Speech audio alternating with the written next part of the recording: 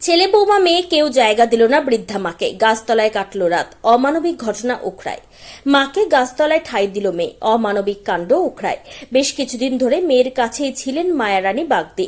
সে মেয়ে টোটোতে চাপিয়ে মাকে ছাড়ল দাদার বাড়ির সামনের গাছতলায়। মাকে দেখেও বাড়িতে জায়গা দিল না গুণধর ছেলে আর বৌমা। সারা রাতে কাটল চেয়ারে বসে গাছতলায়। শুক্রবার সকালে অন্ডালের উখড়ার চঞ্চনী এলাকায় এই ঘটনা এলাকাবাসীরা প্রত্যক্ষ করতেই শুরু হয় নিন্দার ঝড়।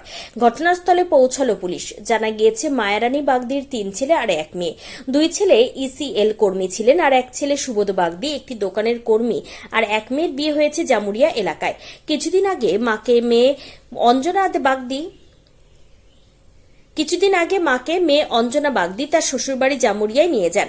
মায়ারানী বাগদির দাবি, বৃহস্পতিবার বিকেল 4টের সময় মেয়ে টোটোতে চাপিয়ে সুবোধের বাড়ির সামনে গাছতলায় একটি চেয়ারে বসিয়ে রেখে চলে যায়।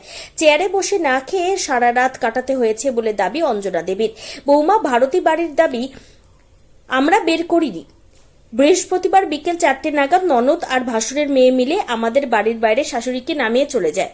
আমাদের বলেও যায়নি বাড়ি ঢোকানোর জন্য। সারা রাত না খায়নি তো কি হয়েছে, আমাদের তো বাড়ি ঢোকানোর জন্য বলেনি ননদরা, সেই জন্যই আমরা বাড়িতে ঢোকাইনি। খবর পেয়ে ঘটনাস্থলে পৌঁছায় অন্ডাল থানার পুলিশ। পুলিশের হস্তক্ষেপে বাড়িতে জায়গা পায় অঞ্জনা দেবী।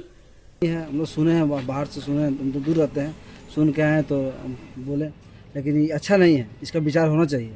ये एक बहुत घिनना वाला बात है।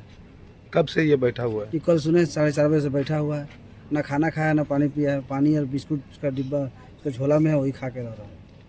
ये पानी गिर रहा है उसी में बैठा हुआ है? पानी हाँ, गिर इसी में है, कोई घर ढुकाया भी नहीं है और कोई ढुकाने भी नहीं चाहेगा, डर से कि हो सके कोई ऊपर से लोग चाँप घर वाला लोग बोलेगा, इसलिए डर से कोई नहीं कुछ कर रहा है। क्या नाम है तुम्हारा? मिठू साहब।